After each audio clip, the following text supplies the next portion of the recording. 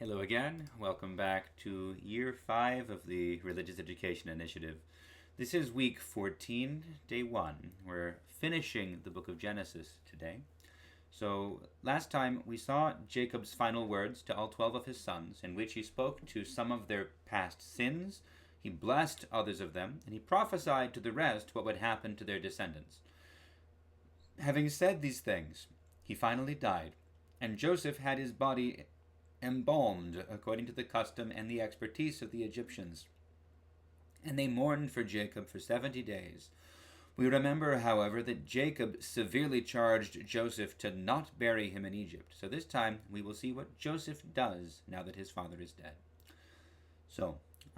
And when the days of weeping for him were past, Joseph spoke to the household of Pharaoh, saying, "If now I have found favor in your eyes, speak, I pray you, in the ears of Pharaoh, saying, My father made me swear, saying, I am about to die. In my tomb which I hewed out for myself in the land of Canaan, there shall you bury me.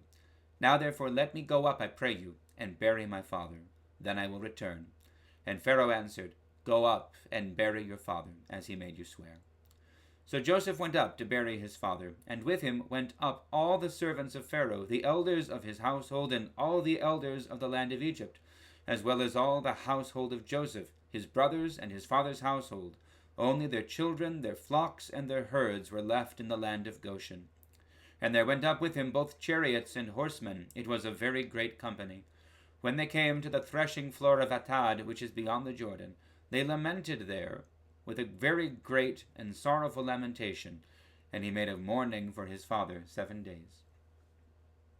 When the inhabitants of the land, the Canaanites, saw the mourning on the threshing floor of Atad, they said, "This is a grievous mourning to the Egyptians." Therefore the place was named Abel Mizraim. It is beyond the Jordan.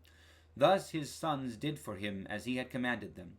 For his sons carried him to the land of Canaan, and buried him in the cave of the field at Machpelah, to the east of Mamre, which Abraham bought with the field from Ephron the Hittite, to possess as a burying place. After he had buried his father, Joseph returned to Egypt with his brothers, and all who had gone up with him to bury his father. When Joseph's brothers saw that their father was dead, they said, "It may be that Joseph will hate us and pay us back for all the evil which we did to him." So they sent a message to Joseph, saying, "Your father gave this command before he died. Say to Joseph, Forgive, I pray you, the transgression of your brothers and their sin, because they did evil to you. And now we pray you, forgive the transgression of the servants of the God of your father." Joseph wept when they spoke to him. His brothers also came and fell down before him, and said, "Behold, we are your servants." But Joseph said to them, "Fear not, for am I in the place of God? As for you, you meant evil against me, but God meant it for good, to bring it about that many people should be kept alive, as they are today. So do not fear. I will provide for you and your little ones." Thus he reassured them and comforted them. So Joseph dwelt in Egypt, he and his father's house, and Joseph lived 110 years. And Joseph saw Ephraim's children of the 3rd generation. The children also of Machir the son of Manasseh were born upon Joseph's knees. And Joseph said to his brothers, "I am about to die, but God will visit you and bring you up out of this land to the land which he swore to Abraham, to Isaac, and to Jacob." Then Joseph took an oath of the sons of Israel, saying, "God will visit you, and you shall carry up my bones from here." So Joseph died, being 110 years old, and they embalmed him, and he was put in a coffin in Egypt. All right, so there are a few things that I want to talk about here. First of all, Jacob is buried with his fathers, with Abraham and Isaac, with his grandmother and his mother, and his wife Leah. Rachel, we will remember, was buried to the north, near Bethlehem, because that was where she died. But Leah died there where Joseph was dwelling, where Jacob was dwelling, where his father Abraham had dwelt, where his father Isaac had dwelt, near the oak of Mamre at what is now Hebron, close to the place where they had the burial ground. So this is what had happened. So that's important. They go And that's quite a journey to make for one man. This shows the favor in which Joseph is held still by the Egyptians. It shows the power that he has, and it shows the piety and the determination to do what is right, to fulfill the promise that they had made to Jacob. So Jacob lived his life in the land of promise, the land that was promised to Abraham and to Isaac, except for the 20-some years that he lived out in Mesopotamia when he got his wives and his children, but then he came back and lived in the promised land until the final years of his life when he went to Egypt, but he was buried in the land of promise. As an act of faith, of trust in God, that although they had always been strangers and wanderers in the land that God had promised to them, that they would indeed be granted the fulfillment of that promise.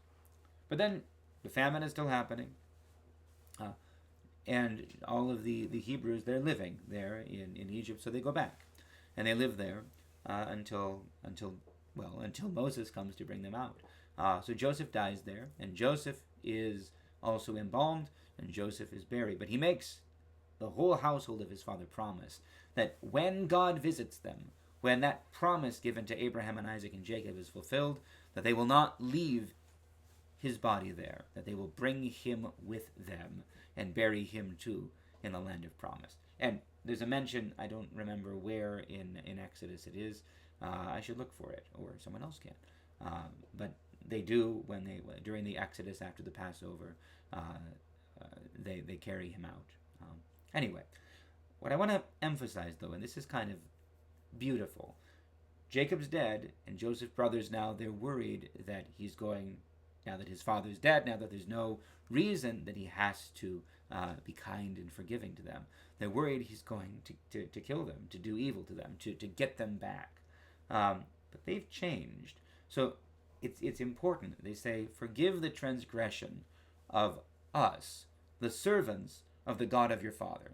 So they don't say, forgive us, the sons of your father whose God you worship. They are saying, we worship our father's God. We have changed, we have repented. Forgive the transgressions of us who serve the God of your father and of you.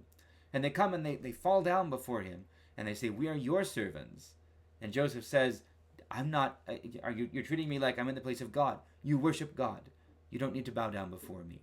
You meant evil against me, but God meant it for good. So they offer to serve Joseph as the one who stands in the place of God. And he says, no, I don't.